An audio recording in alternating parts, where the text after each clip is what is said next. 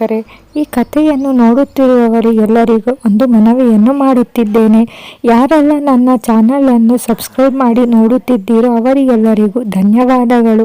ಇನ್ನು ಯಾರು ನನ್ನ ಚಾನಲನ್ನು ಸಬ್ಸ್ಕ್ರೈಬ್ ಮಾಡಿಲ್ಲ, ದಯವಿಟ್ಟು ಕೆಳಗೆ ಕಾಣುವ ಸಬ್ಸ್ಕ್ರೈಬ್ ಬಟನ್ ಅನ್ನು ಕ್ಲಿಕ್ ಮಾಡಿ ಸಪೋರ್ಟ್ ಮಾಡಿ. ಗುಂಪು ಕಟ್ಟಿಕೊಂಡು ಹರಟೆ ಹೊಡೆಯುತ್ತಿದ್ದವನೊಬ್ಬ ಗಜ ಮತ್ತು ದೂರದಲ್ಲಿ ನಿಂತಿದ್ದ ಎಲ್ಲರನ್ನೂ ನೋಡಿ ಬಾಯಲ್ಲಿದ್ದ ಬೀಡಿಯನ್ನು ಬಿಸಾಕಿ, ಯಾರು ನೀವು? ಇಲ್ಲಿ ಯಾಕೆ ಬಂದಿದ್ದೀರಾ?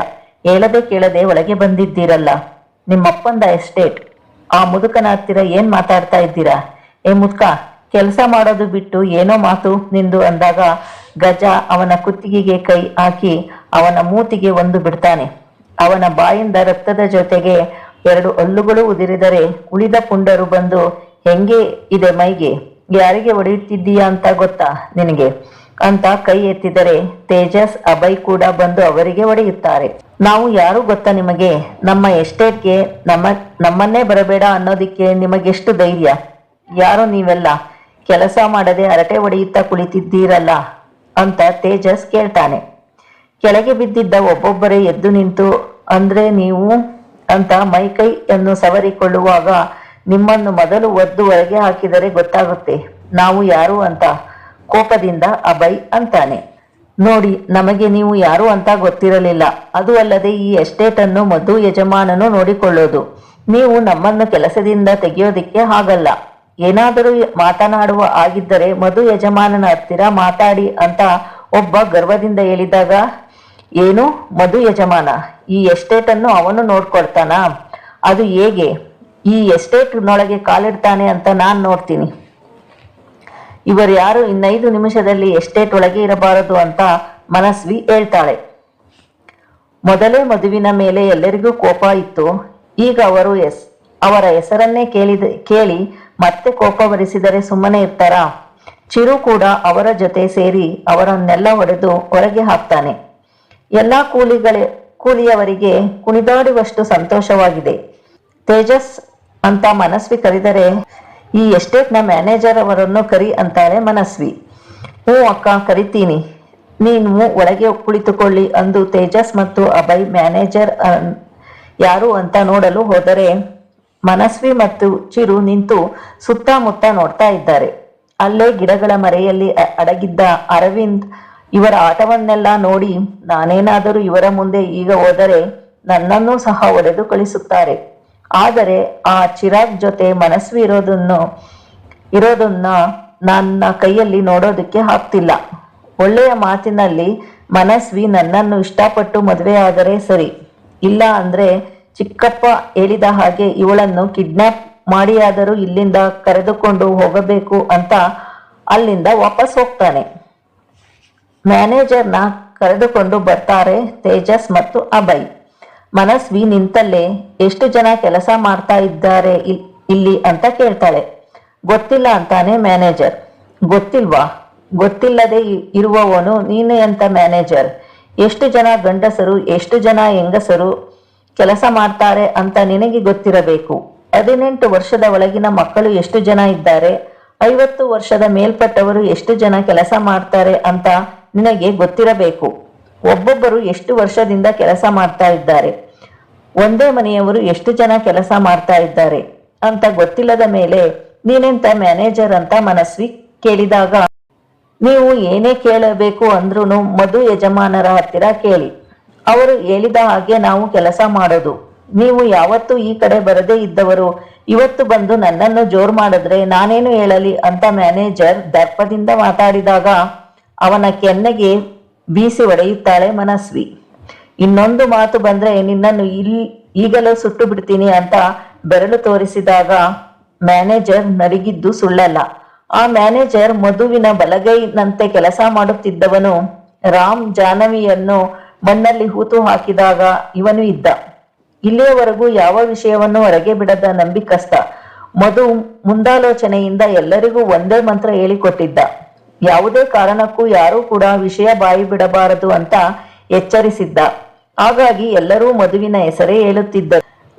ನಾನು ನನ್ನ ಮನೆಯವರು ಇಲ್ಲಿ ಬರೋದಕ್ಕೆ ಆಗಲ್ಲ ಅಂತಾನೆ ನಂಬಿಕೆಯಾಗಿ ಕೆಲಸ ಮಾಡುವವರು ಬೇಕು ಅಂತ ನಿಮ್ಮನ್ನು ನೇಮಿಸಿಕೊಳ್ಳೋದು. ಆದರೆ ನೀವು ಇಲ್ಲಿ ಕೆಲಸಕ್ಕೆ ಬರುವ ಎಲ್ಲರನ್ನೂ ಎದರಿಸಿ ಬೆದರಿಸಿ ಕೆಲಸ ಮಾಡಿಸ್ತಾ ಇದ್ದೀರಾ.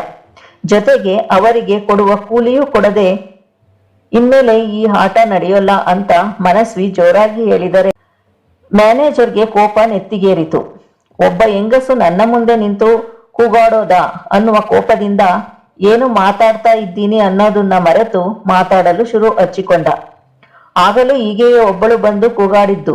ಏನಾಯ್ತು? ಏನೂ ಆಗಲಿಲ್ಲ, ಮಣ್ಣಲ್ಲಿ ಮಣ್ಣಾದ್ದು ಅಷ್ಟೇ.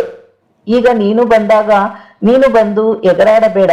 ನಮ್ಮನ್ನು ಏನು ಕೇಳಿದ್ರು ನಿಮಗೆ ಸಿಗೋದು ಒಂದೇ ಉತ್ತರ, ಮಧು ಯಜಮಾನನ ಅಥವಾ ರಾಜಶೇಖರ್ ಯಜಮಾನನನ್ನು ಕೇಳಿ.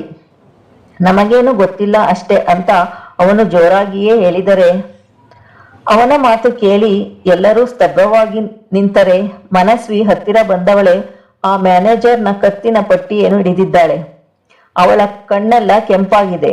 ಮ್ಯಾನೇಜರ್ ಮುಖದ ಹತ್ತಿರ ಮುಖ ತಂದವಳೆ ಆಗ ಯಾಮಾರಿ ಮಣ್ಣಾದ್ವಿ ಅಂದ್ರೆ ಈಗಲೂ ಆಗ್ತೀವಿ ಅಂತ ಹೇಗೆ ಅಂದುಕೊಂಡೆ? ಒಂದೇ ಒಂದು ಮಾತು ನನ್ನ ಅಣ್ಣಂದಿರಿಗೆ ವಿಷಯ ತಿಳಿಸಿದ್ದರೆ ಆ ಮಣ್ಣಲ್ಲಿ ನೀವೆಲ್ಲ ಇರಬೇಕಿತ್ತು. ಈಗಲೂ ನಿಮ್ಮನ್ನೆಲ್ಲ ಆ ಮಣ್ಣಲ್ಲಿ ಮುಚ್ಚಿ ಹಾಕೋದಕ್ಕೆ ಈ ಜಾನವಿ ಹುಟ್ಟಿ ಬಂದಿರೋದು. ಈ ಜಾನವಿ ಮಾತಾಡಿದರೆ ಹಾಗೆಯೇ ನಡೆದುಕೊಳ್ಳೋದು. ನಿನಗೂ ಆ ನಿನ್ನ ಯಜಮಾನರಿಗೂ ಒಂದು ಗತಿ ಕಾಣಿಸುವವರೆಗೂ ನಾನು ಹೋಗ್ತೀನಿ ಅಂತ ಅಂದುಕೊಂಡಿದ್ದಿ ಏನು ಅಂತ ಕಿರಿಚಿದರೆ ಗಜ, ಅಭಯ್, ತೇಜಸ್, ಚಿರು ಎಲ್ಲರೂ ಮನಸ್ವಿಯ ಹೊಸ ಅವತಾರವನ್ನು ನೋಡುತ್ತಿದ್ದಾರೆ. ಇನ್ನು ಹೆಚ್ಚು ದಿನ ನೀವೆಲ್ಲ ಈ ಭೂಮಿಯ ಮೇಲೆ ಇರೋಲ್ಲ. ಒಬ್ಬೊಬ್ಬರನ್ನೇ ಈ ಭೂಮಿಯಲ್ಲಿ ಮುಚ್ಚಿ ಹಾಕ್ತೀನಿ ಅಂತ ಹಲ್ಲು ಕಡಿದರೆ ಮ್ಯಾನೇಜರ್ ಭಯದಲ್ಲೇ ಪ್ಯಾಂಟ್ ಅನ್ನು ಒದ್ದೆ ಮಾಡಿಕೊಂಡರೆ ಗಜ ಓಡಿ ಬಂದವನೇ ಮಾನ್ಸಿ ಮಾನ್ಸಿ ಅಂತ ಕರೆದು ಅವಳ ಮುಖಕ್ಕೆ ನೀರನ್ನು ಎರಚುತ್ತಾನೆ. ಮನಸ್ವಿ ಸುಸ್ತಾದವಳಂತೆ ಗಜನ ತೋಳಿಗೆ ಒರಗಿದರೆ ತೇಜಸ್, ಅಭಯ್ ಇಬ್ಬರು ಚಿರುವನ್ನು ನೋಡ್ತಾ ಇದ್ದರೆ ಚಿರು ಮಾಮೂಲಿಯಂತೆ ನಿಂತಿದ್ದವನು ಮನಸ್ವಿ ಗಜನ ತೋಳಿಗೆ ಒರಗಿದವಳನ್ನು ಕಂಡು ಮನಸ್ವಿ ಏನಾಯ್ತಮ್ಮ ನಿನಗೆ ಕಣ್ಣು ಬಿಡು ಅಂತ ಎಚ್ಚರ ಮಾಡ್ತಾ ಇದ್ದಾನೆ. ಮನಸ್ವಿ ನಿಧಾನವಾಗಿ ಕಣ್ಣು ಬಿಟ್ಟು ರಾಜ್ ಏನಾಯ್ತು, ಯಾಕೆ ಟೆನ್ಷನ್ನಲ್ಲಿ ಇದ್ದೀರಾ ಅಂತ ಕೇಳ್ತಾಳೆ. ನಾನಾ ಟೆನ್ಷನ್ ಮಾಡಿಕೊಂಡಿಲ್ಲ, ನೀನೇ ಮಾಡಿಕೊಂಡಿರೋದು. ನೀರು ಕುಡಿ ಬಾ, ಮನೆಗೆ ಹೋಗೋಣ ಅಂತಾನೆ. ಅವಳನ್ನು ನಿಧಾನಕ್ಕೆ ಕಾರಿನ ಹತ್ತಿರ ಕರೆದುಕೊಂಡು ಹೋದರೆ ಮ್ಯಾನೇಜರ್ ನಡುಗುತ್ತಾ ನಿಂತಿದ್ದಾನೆ. ಸಂಜೆ ಎಷ್ಟರಲ್ಲಿ ಮನಸ್ವಿ ಕೇಳಿದ ಅಷ್ಟು ಡೀಟೇಲ್ಸ್ ಮನೆಗೆ ತರಬೇಕು, ಇಲ್ಲ ಅಂದ್ರೆ ಗೊತ್ತಲ್ಲ ಅಂತ ಗಜ ಬೆರಳು ತೋರಿಸಿದರೆ ತರ್ತೀನಿ ಸಾರ್ ಅಂತ ಅಲ್ಲಿ ನಿಲ್ಲದೆ ಓಡಿ ಹೋಗ್ತಾನೆ. ಅಭಯ್ ಎದೆಯ ಮೇಲೆ ಕೈ ಇಟ್ಟುಕೊಂಡು ಅಬ್ಬಾ, ಒಂದು ಸಲ ಅರುಂಧತಿ ಕಣ್ಣ ಮುಂದೆ ಬಂದು ಹೋಗಾಯ್ತು. ಜಾನವಿ ಅತ್ತೆ ಹೀಗೆ ಮಾತಾಡ್ತಾ ಇದ್ರ? ನಾನು ಆ ಪೂಜಾರಿಯ ಕತೆ ಹೇಳಿದಾಗಲೂ ನಂಬಿರಲಿಲ್ಲ, ಆದರೆ ಈಗ ದೇವರನ್ನೇ ನಂಬ್ತೀನಿ. ನಿಜವಾಗಿಯೂ ಜಾನವಿ ಅತ್ತೆನೇ ಹುಟ್ಟಿ ಬಂದಿರೋದು ಅಂತಾನೆ. ತೇಜಸ್ ತಲೆಯಿಂದ ಇಳಿಯುತ್ತಿದ್ದ ಬೆವರನ್ನು ಒರೆಸಿಕೊಂಡು ನಾನು ನೋಡಿದಪ್ಪ, ಆದರೆ ಈ ವಿಷಯ ಯಾರಿಗೂ ಗೊತ್ತಾಗಬಾರದು ಅಂದ್ರೆ ಮನೆಯವರಿಗೆ. ಮನಸ್ವಿಗೆ ಇದ್ದಕ್ಕಿದ್ದ ಹಾಗೆ ನೆನಪು ಬಂದು ಹೋಯ್ತು. ಆದರೆ ಚಿರುಭಾವನಿಗೆ ಯಾಕೆ ನೆನಪು ಬರ್ತಾ ಇಲ್ಲ?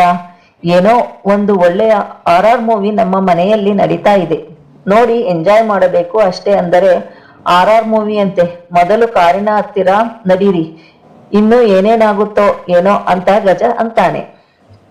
ಮನೆಗೆ ಎಲ್ಲರೂ ಬಂದಿದ್ದಾರೆ. ಊಟದ ನಂತರ ಚಿರು ಮತ್ತು ಗಜ ಅಮ್ಮನ ಮನೆಗೆ ಹೊರಟಿದ್ದಾರೆ. ಚಿರು ಅಲ್ಲಿಗೆ ಹೋದಾಗ ಅಮ್ಮನ ಜೊತೆ ಆರಾಮವಾಗಿ ಮಾತನಾಡುತ್ತಾ ಕುಳಿತುಕೊಳ್ಳುವುದನ್ನು ನೋಡಿ ಗಜನಿಗೆ ಆಶ್ಚರ್ಯವಾಗುತ್ತೆ. ಅವರಮ್ಮ ಯಾವ ಯಾವ ಸಂಬಂಧಗಳ ಬಗ್ಗೆನೂ ಮಾತಾಡುತ್ತಿದ್ದರೆ ಚಿರು ಸಮಾಧಾನದಿಂದ ಕೇಳಿಸಿಕೊಂಡು ಹೋಗುಟ್ಟುತ್ತಾನೆ. ಮ್ಯಾನೇಜರ್ ಮನೆಯ ಹೊರಗಿನಿಂದಲೇ ಎಲ್ಲಾ ಲೆಕ್ಕದ ಬುಕ್ಕುಗಳನ್ನು ಕೊಟ್ಟು ಹೊರಟು ಹೋಗ್ತಾನೆ. ಮನಸ್ವಿ ಹೊರಗೆ ಕುಳಿತು ಎಲ್ಲವನ್ನೂ ನೋಡುತ್ತಿದ್ದರೆ ಪರಿ, ತೇಜಸ್, ವಿಸ್ಮಯ ಮೂವರು ಸ್ವಲ್ಪ ದೂರದಲ್ಲಿ ಹರಟೆ ಹೊಡೆಯುತ್ತಾ ಕುಳಿತಿದ್ದಾರೆ. ತೇಜಸ್ ಮತ್ತು ಅಭಯ್ ಇಬ್ಬರು ಬಂದು ಮನಸ್ವಿಯ ಜೊತೆ ಕೂತು ಒಂದು ಲೀಸ್ಟ್ ಮಾಡುತ್ತಿದ್ದಾರೆ. ಆಗ ವಿಕ್ರಮ್, ಜೈ ಮತ್ತು ವಿನೋದ್ ಬರ್ತಾರೆ. ಮನಸ್ವಿ ಏನು ನೋಡ್ತಾ ಇದ್ದೀಯಾ, ಇದ್ಯಾವುದು ಈ ಫೈಲ್ಗಳು ಅಂತ ಹತ್ತಿರ ಬರ್ತಾರೆ. ಕೂತ್ಕೊಳ್ಳಿ ಅಪ್ಪಾಜಿ, ಇದೆಲ್ಲ ಎಸ್ಟೇಟ್ಗೆ ಸಂಬಂಧಪಟ್ಟಿದ್ದು ಅಂದು ಕಾಫಿ ತರಲು ಹೇಳು ವಿಸ್ಮಯ ಅಂತ ಹೇಳ್ತಾಳೆ. ಹೇಳ್ತೀನಿ ಅಕ್ಕ ಅಂತ ವಿಸ್ಮಯ ಒಳಗೆ ಹೋದರೆ, ಇದನ್ನು ನೀನು ಯಾಕೆ ನೋಡ್ತಾ ಇದ್ದೀಯಮ್ಮ? ಇದನ್ನೆಲ್ಲ ಮಾಡೋದಿಕ್ಕೆ ಮ್ಯಾನೇಜರ್ ಇದ್ದಾರೆ, ನೀನು ಆರಾಮವಾಗಿ ಇರು ಅಂತಾರೆ. ಮನಸ್ವಿ ಫೈಲನ್ನು ಟೇಬಲ್ನ ಮೇಲಿಟ್ಟು 2 ನಿಮಿಷ ಮೌನ ತಾಳಿದವಳು, ನಾನೊಂದು ಮಾತು ಕೇಳ್ತೀನಿ, ಉತ್ತರ ಕೊಡ್ತೀರಾ ಅಂತಾಳೆ.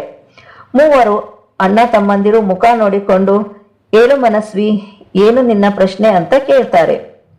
ನೀವು ತಾತನಿಂದ ಅಧಿಕಾರ ವಹಿಸಿಕೊಂಡ ಮೇಲೆ ಎಷ್ಟು ಕಂಪನಿಗಳನ್ನು, ಸ್ಕೂಲ್, ಕಾಲೇಜುಗಳು, ಹಾಸ್ಟೆಲ್ಗಳು ಹುಟ್ಟು ಹಾಕಿದ್ದೀರಾ ಅಂತ ಲೆಕ್ಕ ಗೊತ್ತಾ ಅಂತಾಳೆ. ಮೂವರು ಆಶ್ಚರ್ಯದಿಂದ ಮನಸ್ವಿಯನ್ನೇ ನೋಡ್ತಾ ಇದ್ದಾರೆ. ಗೊತ್ತಿಲ್ಲ ಅಲ್ವಾ? ನೀವು ಕಂಪನಿಗಳನ್ನು ಕಟ್ಟಿ ನಂಬಿಕಸ್ಥರು ಅಂತ ಅವರನ್ನು ನಂಬಿ ಕಂಪನಿಯ ಜವಾಬ್ದಾರಿಯನ್ನು ಅವರಿಗೆ ಕೊಟ್ಟು ನೀವು ಇನ್ನೊಂದು ಕಂಪನಿಯನ್ನು ಹುಟ್ಟು ಹಾಕ್ತೀರಾ ಅಲ್ವಾ?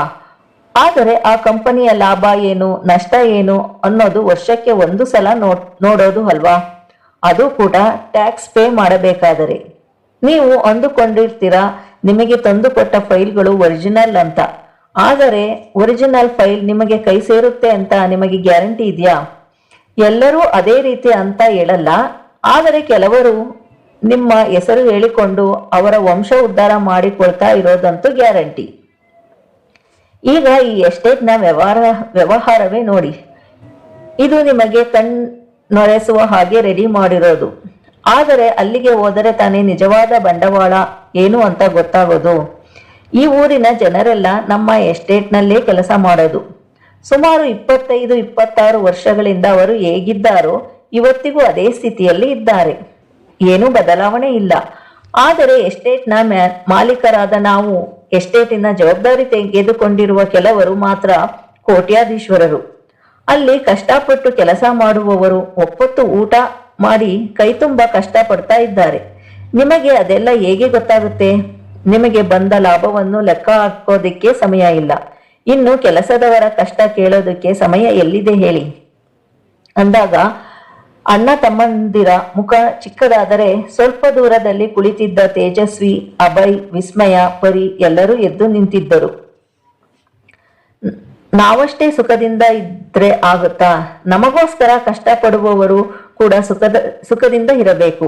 ಇಷ್ಟೆಲ್ಲ ಕಂಪನಿಗಳನ್ನು ಮಾಡಿ ನೋಡಿಕೊಳ್ಳೋದಿಕ್ಕೆ ಆಗಲ್ಲ ಅಂತ ಒದ್ದಾಡುವುದಕ್ಕಿಂತ ಕೆಲವೇ ಕಂಪನಿಗಳನ್ನು ಮಾಡಿ ಅಲ್ಲಿರುವವರ ಬಗ್ಗೆ ತಿಳಿದಿದ್ದರೆ ಅವರ ಸಂಸಾರಗಳೆಲ್ಲ ಚೆನ್ನಾಗಿರ್ತಾ ಇತ್ತು. ನಾನು ಆ ದಿನವೇ ಹೇಳಿದ್ದೆ ನಿಮಗೆ, ಎಸ್ಟೇಟ್ನಲ್ಲಿ ಬರುವ ಆದಾಯದಲ್ಲಿ ಕೆಲಸದವರ ಮನೆಗಳನ್ನು ಕಟ್ಟಿ ಅಂತ. ನೀವು ಇದುವರೆಗೂ ಮನೆಗಳನ್ನು ಕಟ್ಟಲಿಲ್ಲ, ಜೊತೆಗೆ ಅವರ ಕಷ್ಟ ಸುಖಗಳನ್ನು ಕೇಳಲಿಲ್ಲ. ಅಂದ್ರೆ ನನ್ನ ಮಾತಿಗೆ ಬೆಲೆ ಏನೋ ಬಂತು ಅಂದಾಗ ಕುಳಿತಿದ್ದ ಅಣ್ಣ ತಮ್ಮಂದಿರು ಸಹ ಎದ್ದು ನಿಂತಿದ್ದರು. ಇದಿಷ್ಟು ಇವತ್ತಿನ ಸಂಚಿಕೆಯಾಗಿದೆ. ಮುಂದೇನು ಆಗುತ್ತದೆ ಎಂದು ನಾಳೆ ನೋಡೋಣ.